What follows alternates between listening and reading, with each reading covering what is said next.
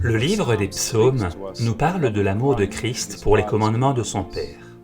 Avant de venir sur la terre, le Sauveur a dit « Alors je dis, voici, je viens avec le rouleau du livre écrit pour moi. Je veux faire ta volonté, mon Dieu, et ta loi est au fond de mon cœur. » Le Fils de Dieu nous donne une démonstration divine de la loi de son Père. Son amour pour les commandements et son exemple quotidien alors qu'il vécut ici sur la terre nous montrent tous deux la loi en couleurs vibrantes. De plus, la vie de Jésus n'est pas simplement une démonstration de la loi de son Père, c'est la vie même qui habite dans les cœurs de tous ceux qui le servent. L'enseignement du sage est une source de vie pour détourner des pièges de la mort. Jésus est la sagesse de Dieu, et le commencement de sa sagesse est son profond respect et son amour pour son Père et ses commandements. Le commencement de la sagesse, c'est la crainte de l'Éternel, et la science des saints, c'est l'intelligence. Écoutons la fin du discours. Crains Dieu et observe ses commandements. C'est là ce que doit faire tout homme. La seule manière dont nous pouvons craindre ou respecter Dieu et garder ses commandements est d'avoir l'Esprit du Fils demeurant en nous. Il est la fontaine de tous ceux qui gardent les commandements du Père. Tous ceux qui ont la foi en Christ reçoivent son observation des commandements par l'Esprit.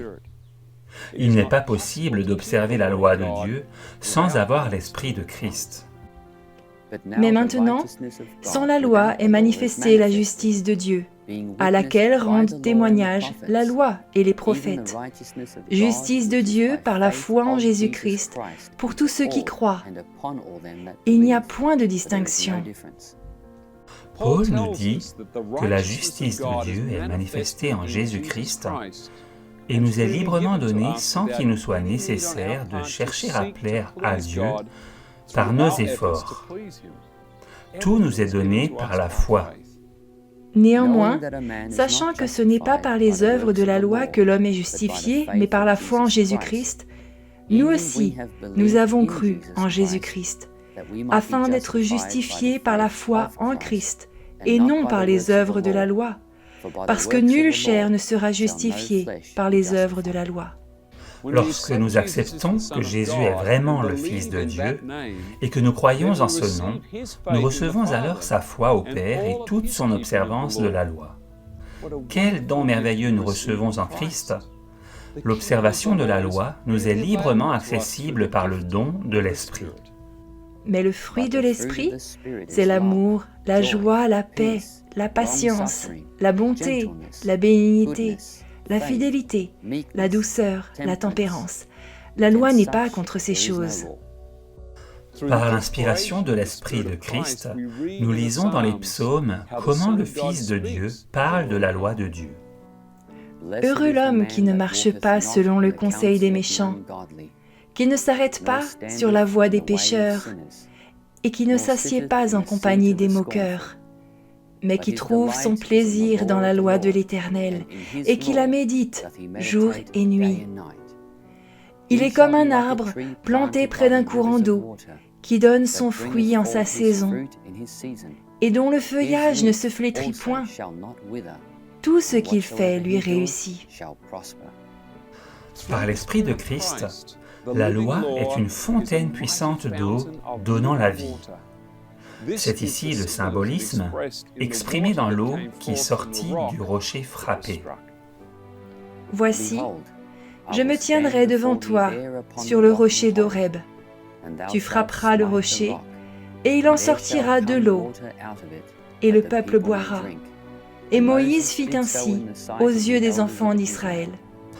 Horeb est le même endroit que le mont Sinaï. C'est pourquoi l'eau s'écoula de l'endroit même où la loi fut donnée. Ainsi, en Christ, la loi n'est pas une lettre morte, mais une réalité vivante.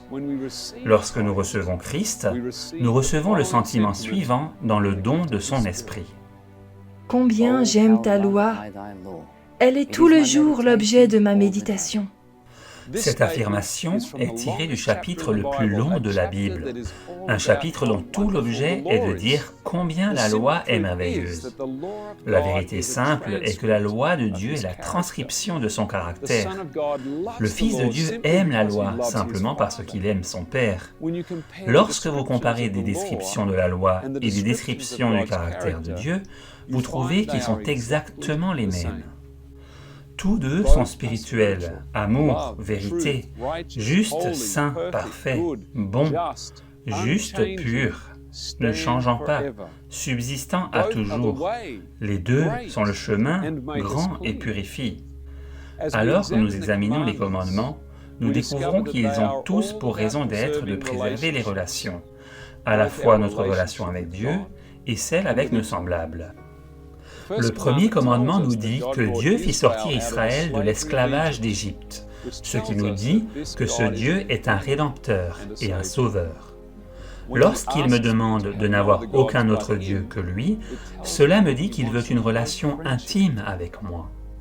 Le deuxième commandement me dit que Dieu veut une relation de cœur à cœur. Le culte des idoles n'est pas un culte de cœur à cœur. L'idolâtrie n'est pas non plus une adoration spirituelle ou une connexion d'esprit à esprit, de pensée à pensée.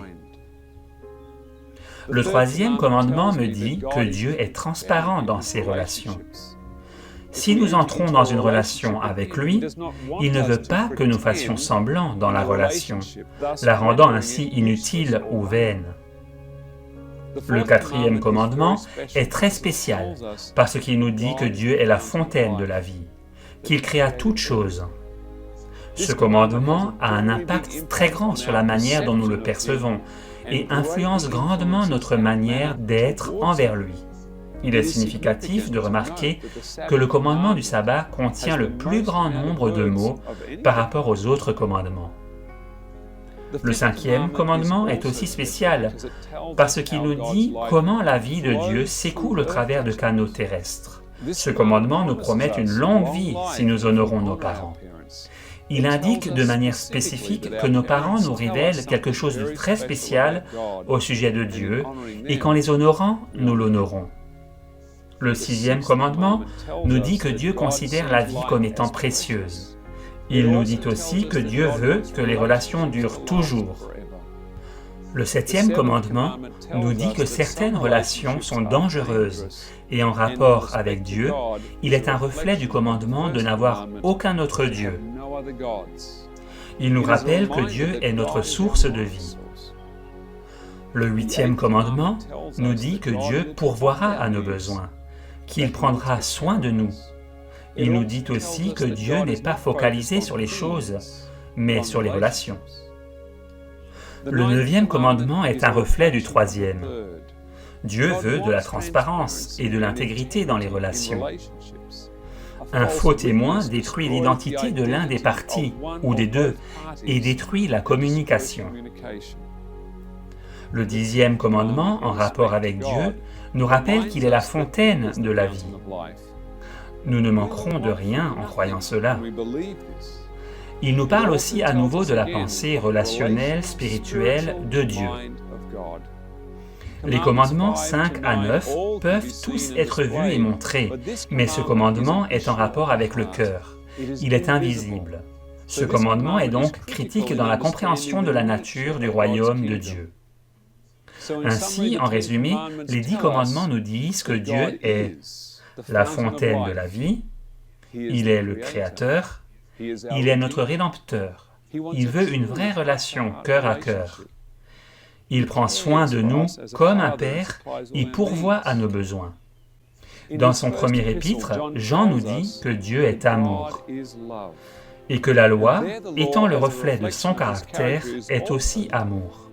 C'est pourquoi Jean nous dit: Celui qui dit « Je l'ai connu » et qui ne garde pas ses commandements est un menteur, et la vérité n'est point en lui. Mais celui qui garde sa parole, l'amour de Dieu est véritablement parfait en lui. Par là, nous savons que nous sommes en lui. Jésus l'a exprimé ainsi. Comme le Père m'a aimé, je vous ai aussi aimé. Demeurez dans mon amour. Si vous gardez mes commandements, vous demeurerez dans mon amour, de même que j'ai gardé les commandements de mon Père et que je demeure dans son amour. Je vous ai dit ces choses afin que ma joie soit en vous et que votre joie soit parfaite. C'est ici mon commandement. Aimez-vous les uns les autres comme je vous ai aimé. Jésus n'a pas d'autre Dieu devant son Père, parce qu'il aime son Père. Il n'adore pas de faux dieux ni d'idoles parce qu'il aime son Père. Il ne prend pas son nom ou caractère en vain parce qu'il reflète pleinement le caractère du Père. Il prend plaisir dans la communion du sabbat avec son Père. Il honore son Père. Il ne tue pas parce qu'il est la résurrection et la vie. Il ne commet pas d'adultère parce qu'il ne cherche pas de relations inappropriées pour lui. Il ne vole pas parce qu'il a confiance dans l'héritage que le Père lui a donné. Il ne ment pas parce que le mensonge détruit l'intégrité des relations. Et il ne convoite pas parce qu'il se repose dans les ressources de son Père. La plupart des gens n'auraient pas de problème avec 9 de ces 10 commandements. Ils sont nombreux à avoir un problème avec le 6e commandement. Tu ne tueras point. Que faisons-nous d'histoires telles que celle où Josué rencontre le capitaine de l'armée de l'Éternel? Comme Josué était près de Jéricho, il leva les yeux et regarda. Voici, un homme se tenait debout devant lui, son épée nue dans la main. Il alla vers lui et lui dit, « Es-tu des nôtres ou de nos ennemis ?» Il répondit, « Non, mais je suis le chef de l'armée de l'Éternel. J'arrive maintenant. » Josué tomba le visage contre terre, se prosterna et lui dit, « Qu'est-ce que mon Seigneur dit à son serviteur ?» Lorsque Josué mettait à mort les habitants de Canaan, il semble pour beaucoup que ces actions furent encouragées et conduites par le Fils de Dieu, devant qui Josué s'est prosterné et a adoré. Des histoires telles que la destruction de l'armée des Assyriens sont avancées comme prouvant que le Fils de Dieu tue effectivement des gens pour préserver les siens. Cette nuit-là, l'ange de l'Éternel sortit et frappa dans le camp des Assyriens 185 000 hommes. Et quand on se leva le matin, voici, c'étaient tous des corps morts. Nous traiterons de l'histoire de l'armée assyrienne dans une autre présentation.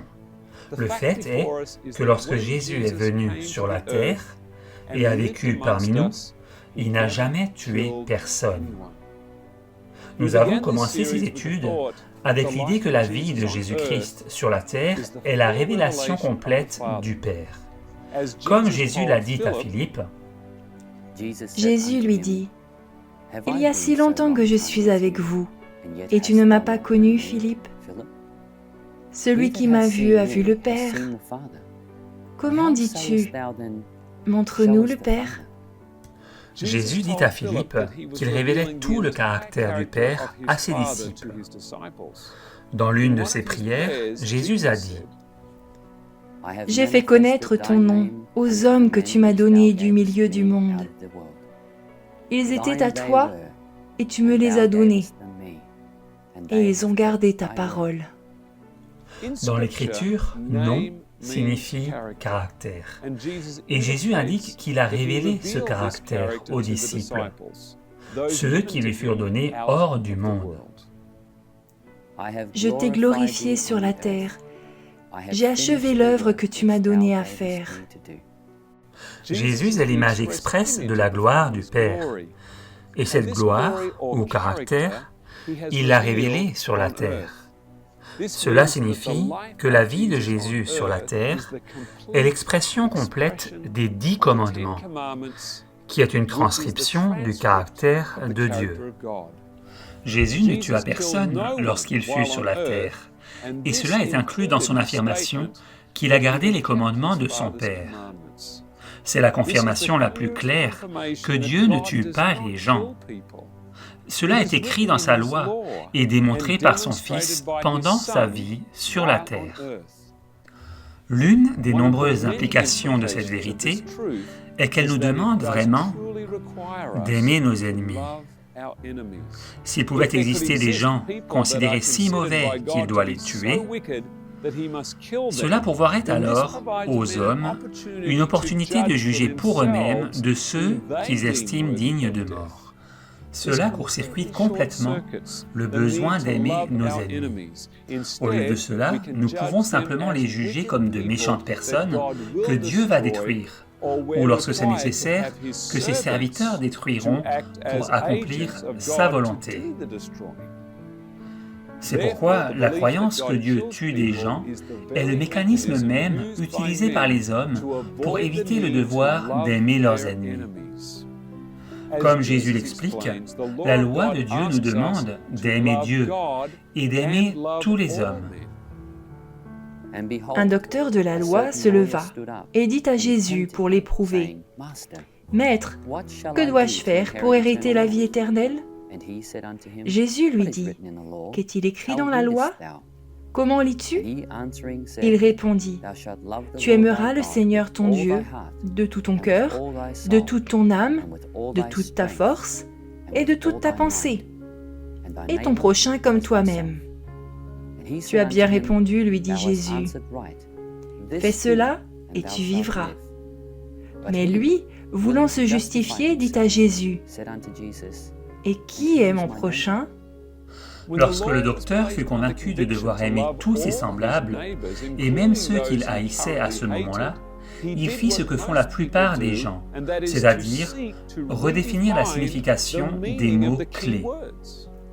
Le mot qu'il voulait clarifier était le mot « prochain ». De la même manière, ils sont nombreux à vouloir redéfinir le mot « tuer » pour échapper à la conviction du 6e commandement. Bien que Jésus définit pour nous la signification de ce mot par sa vie terrestre, des tentatives de changer l'intention de la loi subsistent. Le passage suivant reflète une compréhension courante. Il y a deux mots hébreux, mout et ratsak, et deux mots grecs, apokteino et phoneo, pour tuer et assassiner. L'un signifie mettre à mort et l'autre signifie commettre un meurtre. Le second est celui qui est interdit par les 10 commandements, non le premier. En fait, ratsar a une définition plus large que le mot assassiner. Ratsar couvre également les morts dues à de l'inattention ou de la négligence, mais il n'est jamais utilisé pour décrire le fait de tuer en temps de guerre. C'est la raison pour laquelle la plupart des traductions modernes traduisent le 6e commandement « Tu ne commettras point de meurtre », de préférence à « Tu ne tueras point ». Pourtant, un débat très important peut avoir lieu selon la traduction utilisée. La traduction très populaire de la version King James traduit le verset par « Tu ne tueras point », ouvrant ainsi la porte à une interprétation complètement fausse du verset. Si la signification intentionnelle de « Tu ne tueras point » était justement cela, ne pas tuer, cela voudrait dire que toutes les fusions de sang permises par Dieu et accomplies par la nation d'Israël seraient une violation des commandements de Dieu lui-même, Deutéronome 20. Mais Dieu ne transgresse pas ses propres commandements, et il est donc clair que le verset n'appelle pas à un moratoire complet sur le fait de prendre la vie d'un autre être humain. Un examen attentif de l'Écriture révèle que cet argument est faux. Premièrement, l'auteur reconnaît dans l'explication même que ratsak ne signifie pas seulement le meurtre, mais aussi la mort accidentelle que nous appelons homicide involontaire. Cela n'est pas un meurtre.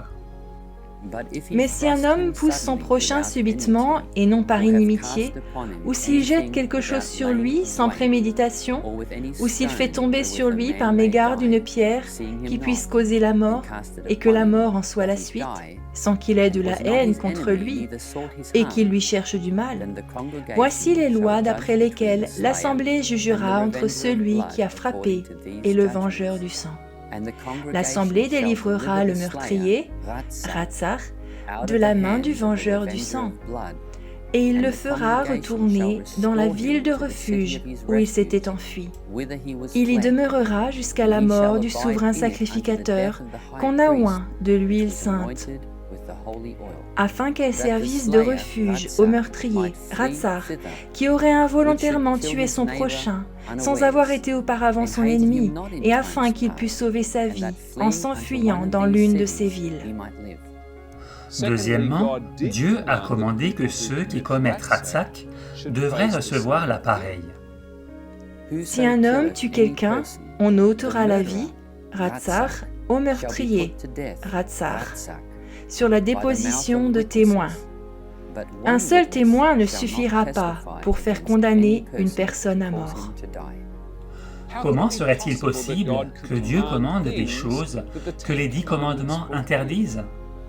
En résumé, Dieu pouvait commander toute forme de mort dans les Écritures parce que Dieu cherche à maintenir une sentence de mort afin de faire miséricorde et non pour tuer les gens. Nous avons mentionné ce point au chapitre 9, la loi comme miroir. Troisièmement, le mot « mouth » dans les Écritures est utilisé pour décrire le meurtre et l'assassinat. Saül souhaitait illégalement assassiner David. Saül parla à Jonathan, son fils, et à tous ses serviteurs, de faire mourir, Mout, David. Mais Jonathan, fils de Saül, qui avait une grande affection pour David, l'en informa et lui dit, « Saül, mon père, cherche à te faire mourir, Mout. Sois donc sur tes gardes demain matin, reste dans un lieu retiré et cache-toi. » Saül a aussi ordonné le meurtre illégal de la prêtrise. Et le roi dit aux coureurs qui se tenaient près de lui, « Tournez-vous et mettez à mort les sacrificateurs de l'Éternel, car ils sont d'accord avec David. Ils ont bien su qu'il s'enfuyait, et ils ne m'ont point averti. » Mais les serviteurs du roi ne voulurent pas avancer la main pour frapper les sacrificateurs de l'Éternel. Alors le roi dit à Doeg, « Tourne-toi et frappe les sacrificateurs. » Et Doeg, l'Édomite, se tourna. Et ce fut lui qui frappa les sacrificateurs. Il fit mourir, Mout, en ce jour, 85 hommes portant l'éphod de lin. L'assassinat d'Ish-Bosheth. Ils entrèrent donc dans la maison, pendant qu'il reposait sur son lit dans sa chambre à coucher. Ils le frappèrent et le firent mourir, Mout, et ils lui coupèrent la tête. Ils prirent sa tête et ils marchèrent toute la nuit au travers de la plaine. Absalom ordonna le meurtre illégal de son demi-frère Amnon. Absalom donna cet ordre à ses serviteurs. « Faites attention, quand le cœur d'Amnon sera égayé par le vin, et que je vous dirai, frappez Amnon, alors tuez-le, Mout, ne craignez point, n'est-ce pas moi qui vous l'ordonne? Soyez fermes et montrez du courage. » Athalie assassina tous les fils du roi, mis à part Joas. Mais Josheba, fille du roi Joram, sœur d'Akazia, prit Joas, fils d'Akazia, et l'enleva du milieu des fils du roi, quand on les fit mourir, Mout. Elle le mit avec sa nourrice dans la chambre d'Élie. Il fut ainsi dérobé au regard d'Athalie, et ne fut point mis à mort. Remarquez la traduction de la Nouvelle Bible seconde. Mais Yehosheba, fille du roi Joram, sœur d'Akazia, prit Joas, fils d'Akazia, et l'enleva d'entre les fils du roi qu'on mettait à mort, Mout. Elle le mit avec sa nourrice dans la chambre d'Élie. On le mit à l'abri d'Athalie, et il ne fut pas mis à mort. Un autre assassinat utilisant le mot « mouth » et sa traduction dans la NBS. Et Pékak, fils de Rémalia, son capitaine, conspira contre lui et le frappa, Naka, à Samarie, dans la forteresse de la maison du roi, ainsi qu'Argob et Arié. Et il avait avec lui 50 hommes des fils des Galaadites, et il le mit à mort, Mout, et régna à sa place. Pékin, fils de Rémalia, son écuyer, conspira contre lui. Il l'abattit, Naka, à Samarie, dans le palais royal, de même qu'Argob et Arié. Il avait avec lui 50 Galaadites. Ainsi, il mit à mort Mout, Pékaya, il devint roi à sa place. Si Mouth est utilisé de manière judiciaire pour tuer quelqu'un légalement, est-il alors possible pour le méchant de soi-disant tuer légalement une personne? Le méchant épie le juste, et il cherche à le faire mourir, Mout, parce qu'il, le méchant, ne s'est pas souvenu d'exercer la miséricorde, parce qu'il a persécuté le malheureux et l'indigent, jusqu'à faire mourir, Mout, l'homme au cœur brisé. Il aimait la malédiction, qu'elle tombe sur lui. Il ne se plaisait pas à la bénédiction, qu'elle s'éloigne de lui. Ainsi, le mot mouth peut en effet être utilisé pour parler de meurtre et d'assassinat, et le mot ratsak peut être utilisé pour la mort accidentelle. Cela réfute l'affirmation que mouth n'est que pour tuer en accord avec la justice, et que ratsak ne se réfère que au meurtre. Pour terminer, indifféremment de la manière dont cela est défini, le meurtre et la mise à mort judiciaire utilisent tous deux la force létale. L'emploi de la force fait-il partie du royaume de Dieu? Jésus expliqua clairement dans le Sermon sur la montagne et par toutes les actions de sa vie qu'il n'utilise pas la force létale. Mais moi je vous dis de ne pas résister aux méchants. Si quelqu'un te frappe sur la joue droite, présente-lui aussi l'autre. Quelle réponse peut-on donner à la personne qui dit au Seigneur « J'ai suivi ton exemple dans l'Ancien Testament lorsque j'ai mis à mort ce méchant ».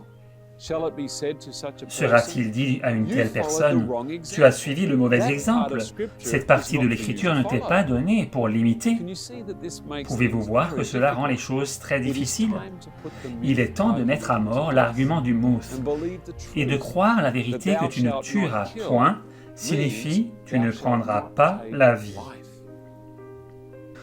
La vie terrestre de Jésus révèle pour nous l'interprétation correcte du commandement « tu ne tueras point ». Jésus n'a jamais tué qui que ce soit. Les 10 commandements sont une loi d'amour, et l'amour n'utilise pas la force pour se défendre. Les commandements eux-mêmes nous disent comment les pécheurs sont punis. Moi, l'Éternel, ton Dieu, je suis un Dieu jaloux qui punit l'iniquité des pères sur les enfants jusqu'à la 3e et la 4e génération de ceux qui me haïssent. Les méchants mourront en effet.